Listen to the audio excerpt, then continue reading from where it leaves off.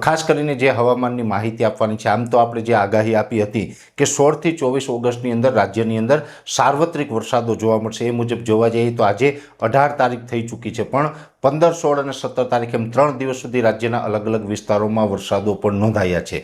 જોકે હવે આવનારા દિવસમાં વરસાદની તીવ્રતા ધીમે ધીમે વધતી જશે। આપણે શરૂઆતથી જ કહેતા આવીએ છીએ કે 16 તારીખથી વરસાદ ચાલુ થશે, જેમ સમય પસાર થતો જશે એમ વરસાદની તીવ્રતા વધતી જશે। એટલે આવતીકાલથી હજુ પણ વરસાદની તીવ્રતા અને વરસાદના વિસ્તારોમાં વધારો થવાનો છે। ખાસ કરીને જે સિસ્ટમની વાત કરવા જઈએ તો સિસ્ટમ છે એ અત્યારે મધ્યપ્રદેશ ઉપર પહોંચી ગઈ છે અને સતત ઉત્તર પશ્ચિમ દિશામાં આગળ વધી રહી છે। એટલે ગુજરાત તરફ આ સિસ્ટમ આવી રહી છે। સિસ્ટમ ખૂબ મજબૂત છે। આમ તો મહારાષ્ટ્ર સુધી પહોંચી અને પછી લો પ્રેશર બને એવું એક આપણું અનુમાન હતું, પણ અત્યારે આ સિસ્ટમ છે એ મધ્યપ્રદેશ ઉપર જ લો પ્રેશર બની ગઈ છે। એટલે હવે મહારાષ્ટ્ર સુધી પહોંચશે અથવા તો જ ગુજરાત નજીક પહોંચશે ત્યાં સુધીમાં આ સિસ્ટમ હજુ પણ વધુ મજબૂત થશે અને આ સિસ્ટમ છે એ લો પ્રેશરમાંથી મજબૂત થઈને વેલ માર્ક લો પ્રેશરમાં પરિવર્તિત થાય તેવી શક્યતાઓ છે। એટલે ખાસ કરીને આ સિસ્ટમ વધુ મજબૂત થવાની છે, જેને કારણે આમ તો આવનારા 2 દિવસ સુધી મહારાષ્ટ્રમાં, એમાં પણ ખાસ કરીને મુંબઈની અંદર ભારેથી અતિ ભારે વરસાદોની શક્યતાઓ છે।